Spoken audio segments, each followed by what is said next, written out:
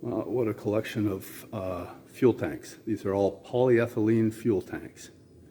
And just imagine that, made out of plastic.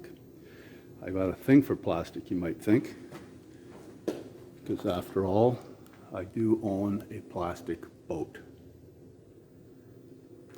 Well, sitting here on this plastic pair of plastic canoes is something you've seen on previous videos. The fender system with PVC conduit and some styrene, I think it's styrene, foam pool noodles, and even with nylon cord. So wonderful, wonderful living through plastic. Those things, you can watch the video, they run along the side and hang from the cleats. Okay, more plastic. You can watch the video about the PVC lumber swim platform held together with stainless steel screws and a little bit of polyurethane adhesive in the joints. I've routed that out with my CNC router. So that's very interesting. That's plastic. Something else out of plastic. Here's the bicycle slash canoe carrier bike rack that goes on the roof of the boat. It's made out of ABS. And you look here, here is a plastic yoga mat. That's actually some protection for the roof so I can pile things inside that crib. I can pile those other plastic things. But back to these plastic things. These plastic things are made to carry fuel. This is 6 gallons, 6 US gallons. At 6 pounds a gallon, that's 36 pounds. This is a 12 gallon.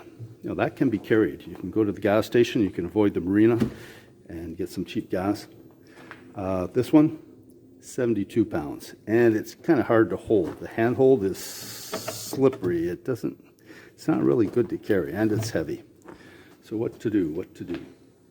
Well, wonderful living through plastic. We have more PVC. This time it's white potable water PVC because that's what I got, and all fittings and glue, and it's got some plastic wheels. So look, even on the largest tank here,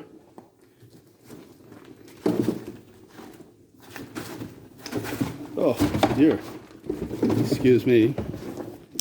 Okay, most of that occurred off camera, the awkwardness, but this can be held with bungee cords, and you can wheel around. So you can go to the gas station and come back. So we intend to use that a week from now or so. We're going up on the Trent Severn Canal in Ontario. So we're going to use that. One concern is when you tip a tank like any of these on their side, you sometimes weep some.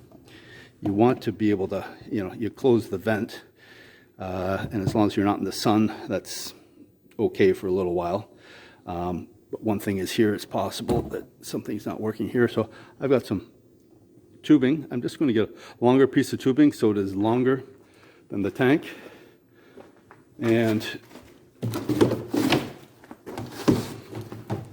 so that the tubing can be put on and just held up a little higher than the tank. Maybe I'll tie off to here. And that means if it needs to vent or leak, it won't. It'll be above the fuel level in the tank. So that is my solution. And I've run out of things I think that I can make out of plastic tubing or plastic lumber. There will always be things I could make out of fiberglass or repair in fiberglass. So that's the latest innovation.